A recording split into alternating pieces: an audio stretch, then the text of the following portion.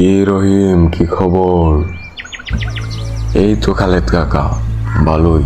আপনার কি খবর? হ্যাঁ, আমিও ভালো আছি। তো হঠাৎ করে যে বাজারে এলে, আর বলবেন না কাকা, বাড়িতে এত গরম আর আজকে এত রোদ, পুরো গলাটা শুকিয়ে গেছে। তাই একটু বাজারে এলাম আপনার দোকান থেকে একটা কোল্ড ড্রিঙ্কস নিতে। আচ্ছা, তো কি দেবো তোমাকে? দেন খালেদ কাকা, তাহলে একটা কোকা কোলাই দেন। কোকা কোলা? না না, আমার কাছে তো কোনো কোকা কোলা নেই। আমি এই জিনিস আমার দোকানে তো রাখি না। কেন খালেদ কাকা, কি হয়েছে? কোকা কোলা রাখেন না কেন?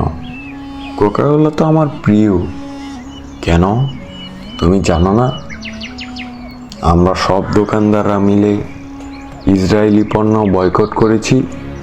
কোকা কোলা হচ্ছে ইসরায়েলি পণ্য, তাই আমরা কোকা কোলাকে বয়কট করেছি। কেন, তুমি তো অন্যান্য কোল্ড ড্রিঙ্কস নিতে পারো। অন্যান্য কোল্ড ড্রিঙ্কস?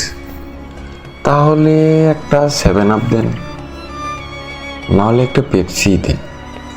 না না, এই 7 আপ আর এই পেপসি, এটাও হচ্ছে ইসরায়েলি পণ্য। তাহলে তো সব ইসরায়েলি পণ্য। তাহলে আমি এখন খাবো কি? খাবো কি মানে, তোমার এখন দেখো, এই আমার দোকানে মোজো আছে। এই মোজো ইসরায়েলি পণ্য না। মোজোর মতো আরো অনেক আছে, যেমন ক্ল্যামন, প্রাণাপ, তো এগুলো তো খেতে পারো। তোমার এই টাকা দিয়ে তোমার ভাইয়ের ওপর গুলি চালালে তুমি সহ্য করতে পারবে? না না কাকা, আমি কিভাবে সহ্য করব? আমাদের এই টাকা নিয়ে, এই টাকা দিয়ে তাদেরকে সাহায্য করে আমাদের ভাইদের উপর গুলি চালাচ্ছে, এটা কি তুমি জানো না? হ্যাঁ কাকা, আমার ভুল হয়েছে। এরপর থেকে আর এরকম ভুল হবে না।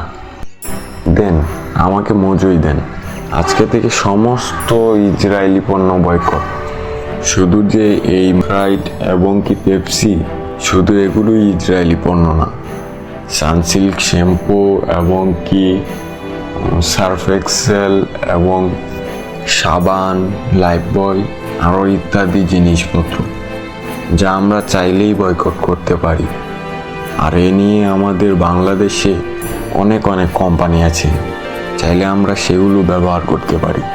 তো আজকে থেকে ইসরায়েলি পণ্য বয়কট করা হলো।